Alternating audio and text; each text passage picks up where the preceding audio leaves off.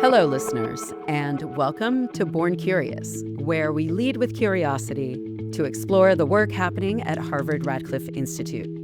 I'm your co-host, Ivelisse Estrada. And I'm your co-host, Heather Min. Today, we turn to poetry, memory, and the unexpected fractures in both. Our guest, Gabeba Baderoon, is an award-winning poet and scholar whose work explores the intersections of history, intimacy, and the unspoken moments that shape our lives.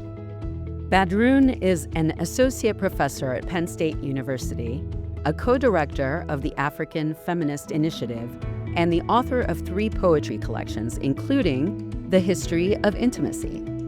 As a 2024-2025 Radcliffe Fellow, she's working on Autobiography of Sand, Relief Map of a Drifting Mind, a verse memoir of concussion that reflects on memory, loss, and recovery.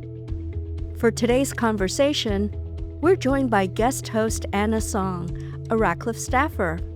Anna, take it away. Welcome, Gabeba. Thank you so much for joining us. I'm delighted to be here. Thank you. So let's start with your beginnings. What led you to poetry? What inspired you to start writing? I became a poet very accidentally. I was a student in English literature at the University of Cape Town, and at the age of about 30, I had the opportunity to go on a one-semester fellowship to Penn State University. Being a very nerdy graduate student in literature, I was spending most of my time reading academic articles, writing very bad drafts, chapters of my dissertation. When I had this opportunity for this one semester in the fall of 1999, I thought, all right, I'm going to live my life differently. I am going to expand what I do, and I'm going to try art. I'm going to try drawing and yoga and pottery. Oh, and I saw that there was an evening class in poetry writing. So that's how I started my life as a poet. It was simply extramural, simply a hobby. I was a literature student, so of course I had studied poetry and I knew the mechanisms of how it worked. But the class in actually learning to write poetry was a complete revelation.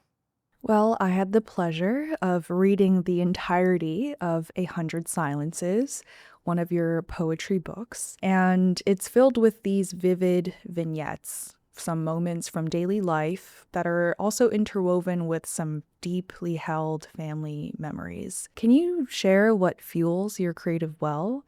And what sort of faucets do you turn on when you write? When I was starting to write poetry, I really had no idea that I would be writing to an audience. And in some ways that really set me free about the range of topics I wrote about, because I didn't have to think about fitting into the expected range of themes in South African poetry particularly. And so, in fact, I started to write about aspects that deeply interested me, but didn't necessarily find a place in formal poetry, like the domestic arena, like the tenderness between Black people, because usually when Black people are written about, whether in poetry or in another form, it's really about the large, important, spectacular themes of politics and conflict. But the private lives, the tendernesses, the silences, the regrets, these didn't really have a home. And so for me, I found an arena of freedom by looking at the domestic. It compels me very deeply because I find that actually when you speak about love, you end up speaking about the world.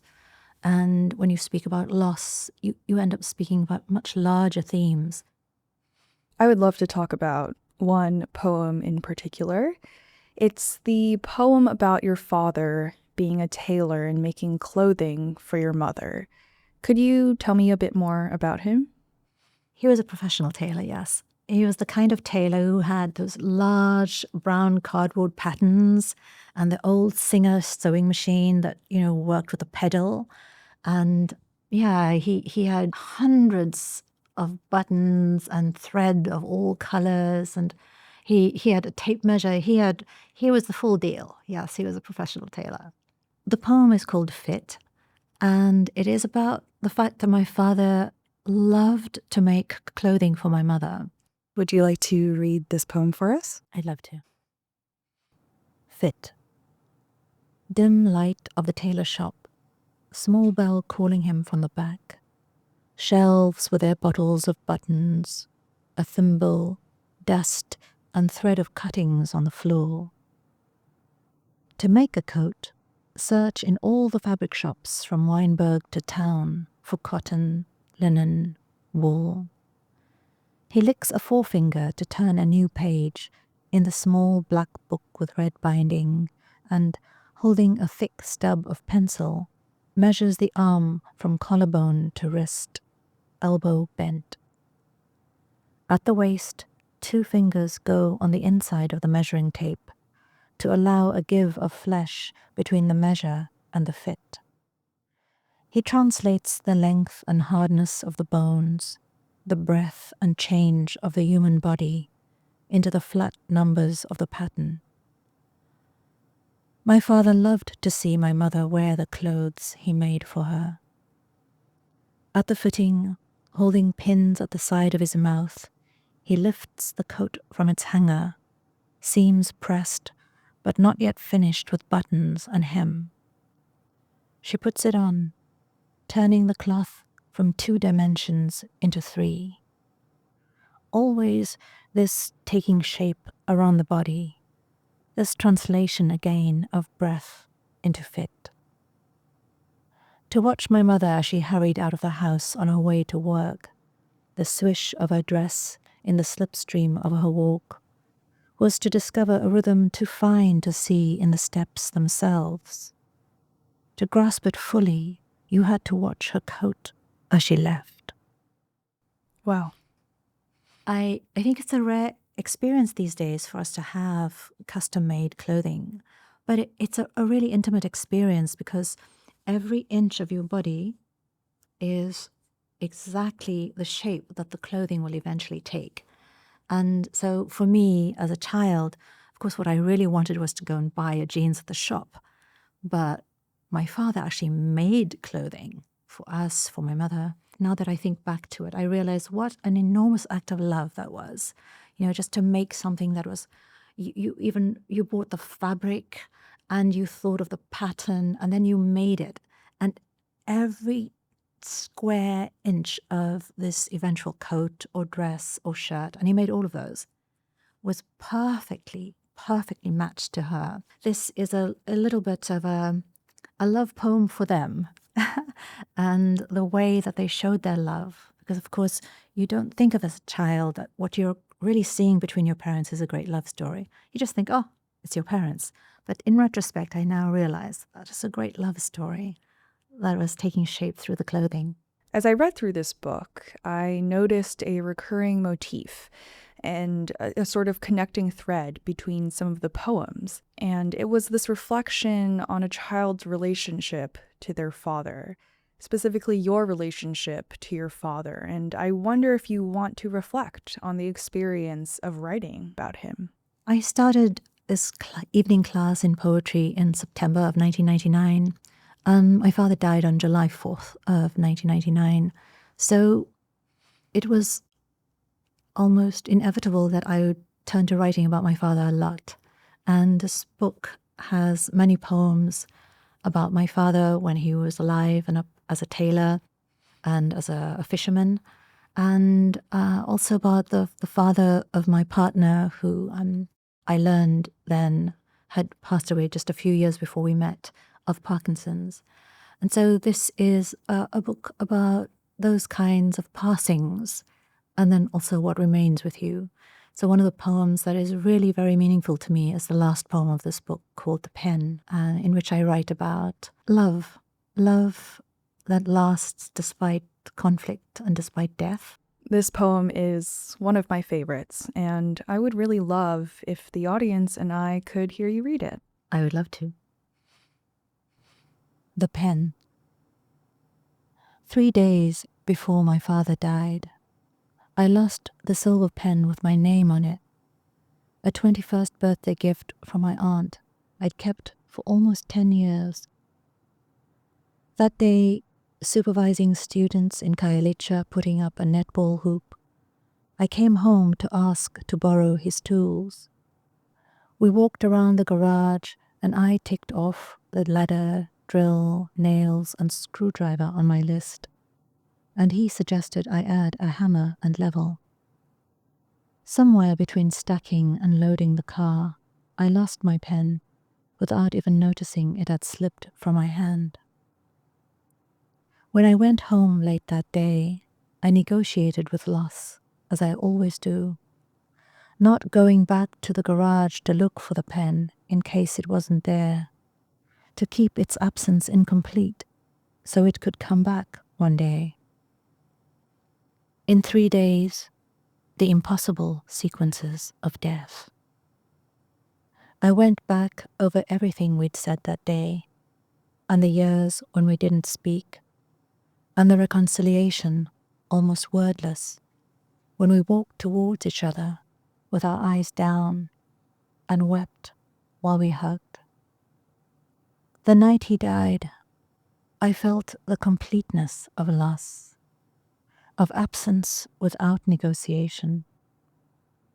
And yet, what was still there, that moving towards each other without looking.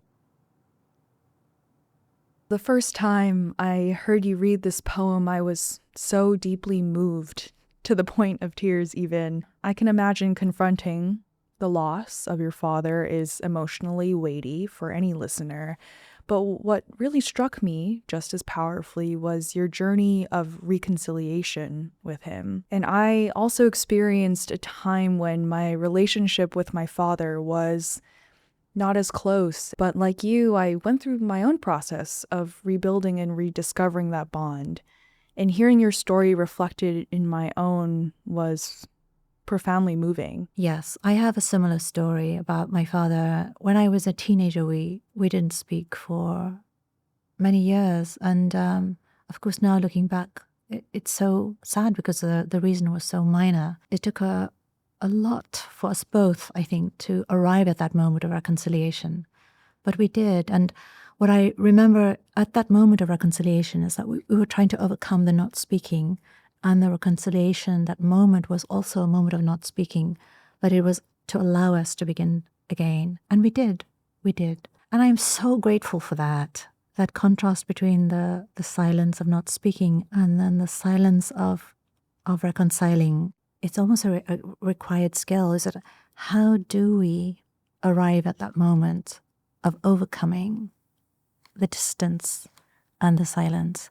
Because I think it's one of the most important skills that we could possibly have as to how to know to make something peaceful again after there's been hurt. Another tender and beautiful relationship that shines through in your poetry is the one you share with your partner. And one poem that stands out to me is the one centered around a specific photograph of them.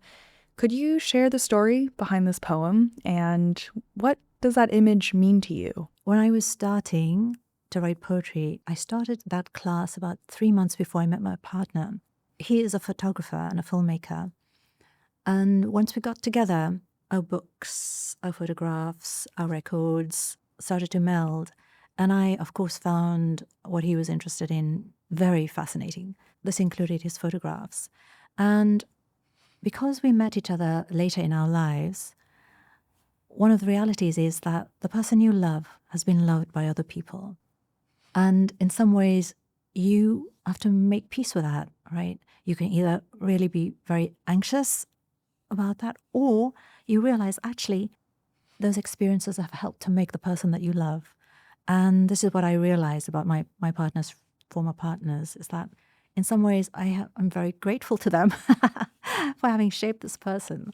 And so that photograph about which I write in the poem, Old Photographs, is one in which I write about that relationship, which is both the past and not the past, because the present has been shaped by that previous experience of love, and that in some ways I too am learning about love from that previous experience. I would love to hear you read it. Absolutely. Old Photographs. On my desk is a photograph of you taken by the woman who loved you then. In some photos, her shadow falls in the foreground. In this one, her body is not that far from yours. Did you hold your head that way because she loved it? She is not invisible, not my enemy, nor even the past. I think I love the things she loved. Of all your old photographs, I wanted this one for its becoming. I think you were starting to turn your head a little, your eyes looking slightly to the side. Was this the beginning of leaving? So lovely.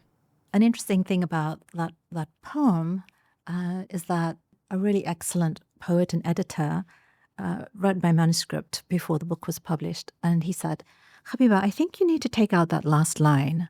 I think it leaves me a little unsettled, that last line. That last line is this the beginning of leaving? And to me, that was the very essence of the poem. And sometimes I think asking unsettling questions about love is the right thing to do, because love is so not simple. Love is all full of complications, and when you remain with each other through the complications, I think this makes for a strong relationship. So that I always laugh because I was quite stubborn, though I was a very new poet and he was a very, very established poet. I decided to be stubborn and to hold on to that line, and I'm really glad about it. I feel like that line is the thesis of the entire poem. I couldn't imagine it without. I'm glad your instincts confirm mine. I'd love to shift next to your current project here at Radcliffe, which I know to be shaped by your recent experience with a concussion.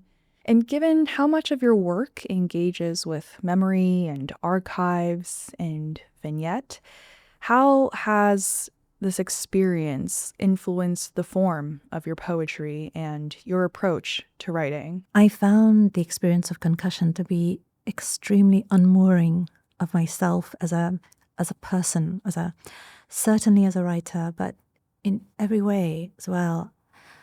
I remember really feeling unable even to speak with my partner at dinner. I didn't have words. I felt almost like I had to build back a self. My mother, who lives in South Africa and I live in the US, whenever I can, of course, I speak with her as much as I can, but she would call me during that time and I wasn't even able to answer the phone. In fact, I wasn't even able to understand what it meant to answer the phone. So there were many aspects of myself that really had to be rebuilt. One of my daily practices before concussion was to write creatively, and that went away when I had the concussion. So certainly there is a great deal of absence and fracturing that happened as a result of this experience. And I didn't, of course, immediately think about writing about it. But eventually, part of my treatment for the post-concussion syndrome, in some ways, almost switched back my imagination. And once that came back, one of the themes that came to me was to write about this experience, this very unmooring and fractured experience. And I think usually in lyric poetry, I do try to write about difficult things, but I arrive at a point maybe of reconciliation, as we discussed earlier. With this experience of concussion, I realized it's impossible to arrive at some point of cohesiveness. Fracture is going to have to be part of how I write and what I write about. And so I am allowing myself to experiment much more in this book, and also not to feel as though I need to neaten things or make them comfortable. I'm going to have to linger in what is really unsettling and irretrievable and irreconcilable about this project and about this experience. And it's actually been quite wonderful to read other writers, especially memoirs about illness, because so many of us, in fact, are at last speaking about these previously hidden experiences, and in some ways making it more possible for others to acknowledge what is not going well in their lives, especially having to do with medical experiences, medical problems. So it is an experiment with me, and perhaps after having written 3 books of lyric poetry, it is time for me to move beyond that zone of deep familiarity to me. And I'm really enjoying it. I'm enjoying not knowing. I'm enjoying being slightly nervous and feeling myself stretch.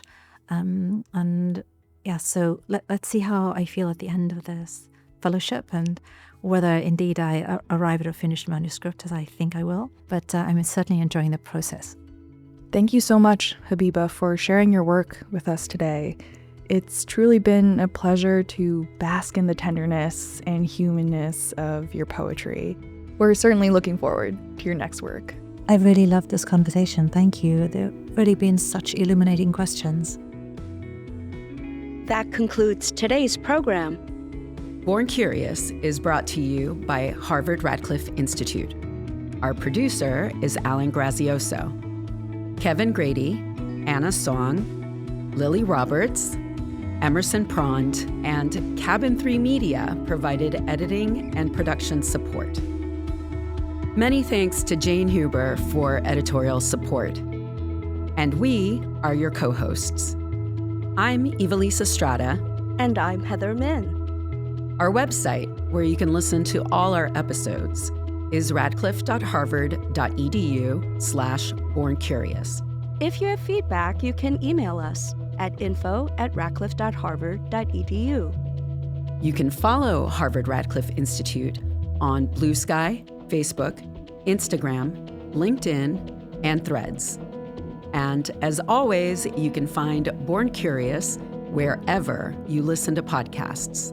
Thanks for learning with us. And join us next time.